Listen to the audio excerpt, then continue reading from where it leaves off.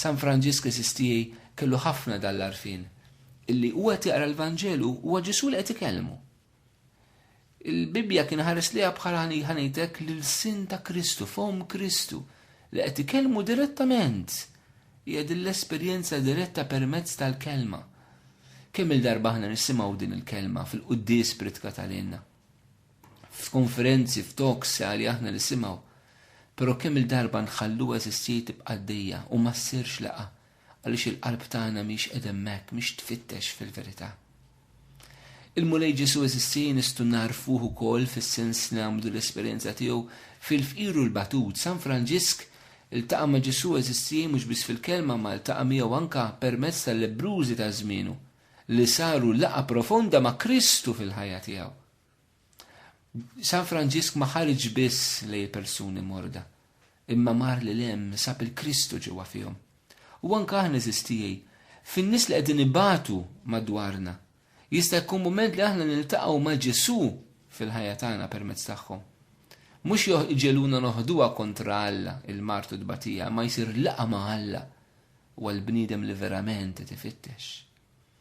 Il-laqa ta' Ġesu eżistijaj tista' sseħħ fil-ħajja tagħna fil-momenti tat-talb, il-mulej meta jista' verament hekk ikellmek jidħol f'relazzjoni miegħek kif ġara l San Franġisku għaw jitlob quddiem il-Kurċifissi San Damjan. U Ġesu kelmu qallu Franġisku mrsew il-Knisja tiegħi li kif tara tiġġarraf. Franġisku esistij li fit-talb jagħmel din l-esperjenza ta' Ġesu. Fit-talb tiegħek inċed tfittex fit-talb tiegħek, tara se taqla mingħand Alla, istek il-persuna li qed titfa' l-flus fil-ġekpot tħalli tara verament se joħroġ. Jew inti fit-talb tiegħek huwa verament laqa ma' Ġesu, tfittex li tiltaqa' miegħu, mhux se tieħu minn għandu, imma kif se tesperjenza fir-realtà li l-imħabba tiegħu. Għax Kristu realtà vera, tanġibbli, possibbli eżistijaj. Mhuwiex persuna l-bot minna huwa qrib tagħna. Jekk San Pawli jidilna l-kelma tal-Alla jaqrib fommok qiegħda ġewwa fik, Kristu huwa fuq fommok huwa ġewwa fik. U bekk eżistijaj ngħaddu anke l-mument ieħor kif aħna nistgħu narfu lil Ġesu eżistijaj. Hija l-Ewkaristija mqazza meta aħna verament qegħdin nilqgħu il-Kristu ġewwa fina, il-persuna l-preżenza reali tiegħu. L-Ewkaristija li kemm għandna bżonn eżistijaj, noqogħdu attenti kif qegħdin nitqarbnu, noqogħdu attenti kif qegħdin nġibu ruħna fil-Knisja, noqogħdu attenti mill-qima u d-devozzjoni vera li aħna qegħdin nuru l-Ewkaristija. Sfortunatament maħniex nuru rispett lejn l-Ewkaristija. Maħniex nuru qima u rispett vera lejn l-Ewkaristija. U permettu li eżistijin nibdew aħna saċerdoti, il-mod kif inqazzu, il-mod kif aħna anke nagħmlu sempliċement ir-reverenza quddiem l-Ewkaristija, il-mod kif inġibu ruħna fuq l-artal, il-mod kif aħna nħeġġu l-ħutna nsara għall-Ewkaristija mqazza, il-mod kif aħna nqarbnu. Ejjew aħna l-koll b'xi mod għandna responsabilità, ikunu sinjal ta' dan verament il-qima Ewkaristika, anke intom ministri straordinarji ta' tqarbin. Il-mod kif iġġor il-Kristu, il-mod kif inta ddieħ l-oħrajn. Intom sakristana li tkunu tant fil-Knisja, tidrawix, mhux il-preżenza ta' Ġesu issir isa mixejn. Kunu konxi li hemmhekk hija d-dar tiegħu indin taqdu lilu. Kunu konxi tal-qima tagħkom lejh li tiduturu fuq il-post tax-xogħol tagħkom. Il-koll eżistij, dawn nies li jieħdu fil-Knisja, kif nidħol fil-Knisja, kif immur liebes, kif impaċpaċ fil-Knisja eżistijaj. Kemm għandi attenzjoni hemm, kemm ngħaddu minn quddiem is-sagramentu, isu m'hemm ħadd. Darba kont fi Knisja qed nitlob u nara turisti deħlin u isu m'hemm ħadd quddiem is-sagramenti. Il-knejjes ġibnihom mużew. Hija vera li l-Knisja għandha patrimonju kulturali, però ma nistgħux fġieħ il-patrimonju kulturali aħna nirridikolaw il-preżenza tal-Ewkaristija. Bl-ebda qima ta' xejn, ħbib tiegħi.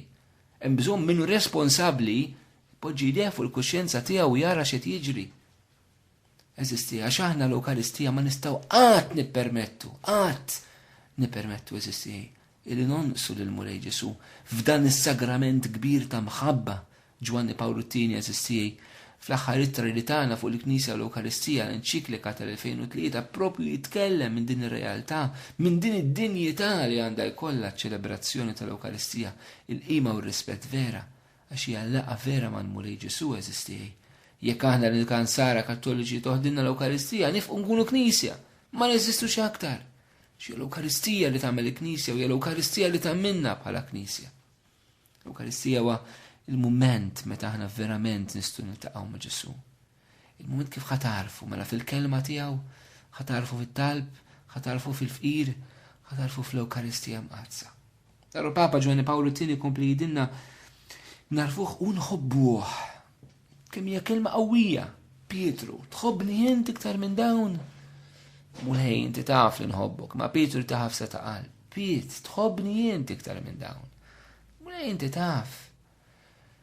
Piet, tħobbni int iktar minn dawn? Int taf kollox, inti taf li jiena nħobbok. Kemm hija talba li għandha toħroġ mill-qalb tagħna. Mulej, int taf kollox, inti taf li jiena nħobbok. Eżistijej, il-mulej ma jistidenniex biex aħna nirrispettawh.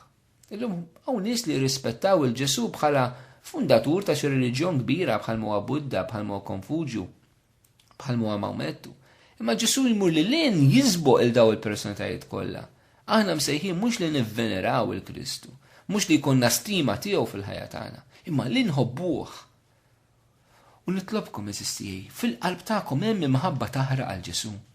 Itolbu l-Ispirtu Santu jagħtikom dil-imħabba tiegħu għal Kristu. Bħal Alla l-Missier tistgħu tgħidu jiena fih insib il-għaxqa tiegħi.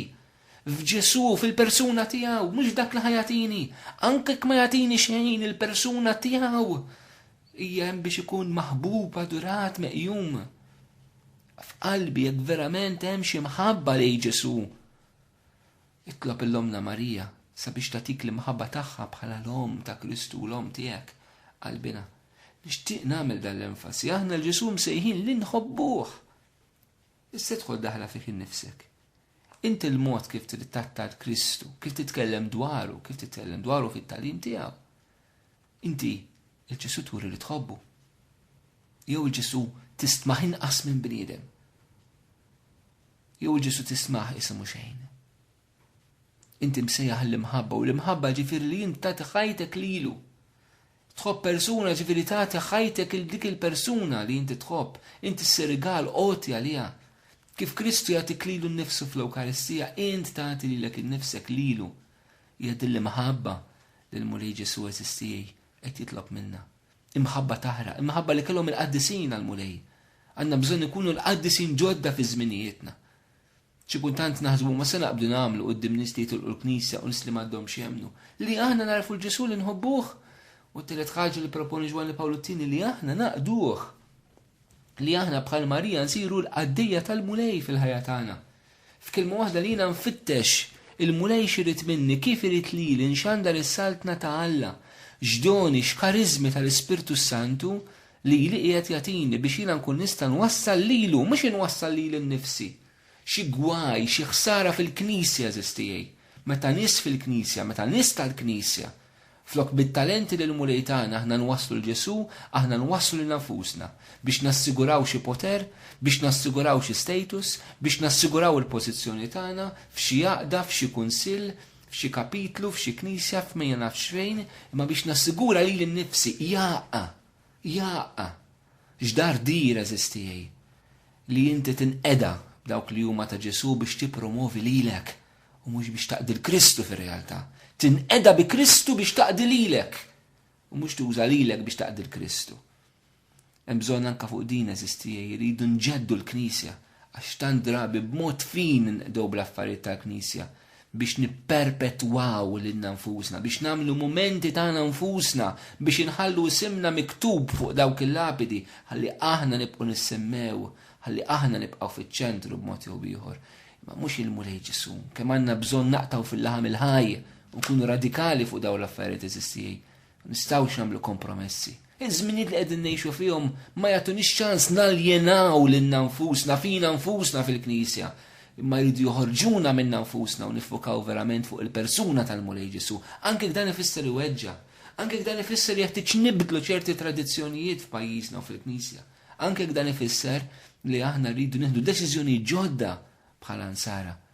Għax aħna rridu nkunu għaddejja tal-mulej, mhux għaddejja ta' nfusna. Aħna għaddejja tal-mulej, mhux għaddejja ta' tradizzjonijiet tagħna. Aħna għaddejja tal-mulej u mhux għaddejja ta' nies oħrajn li jridu jinqdew bil-Knisja għal skopijiet oħrajn ulterjuri tagħhom. Aħna għaddejja ta' Kristu U din libertà ħadd m'għandu jieħu din eżistijaj bħala nsara, għax aħna lilu wara fni.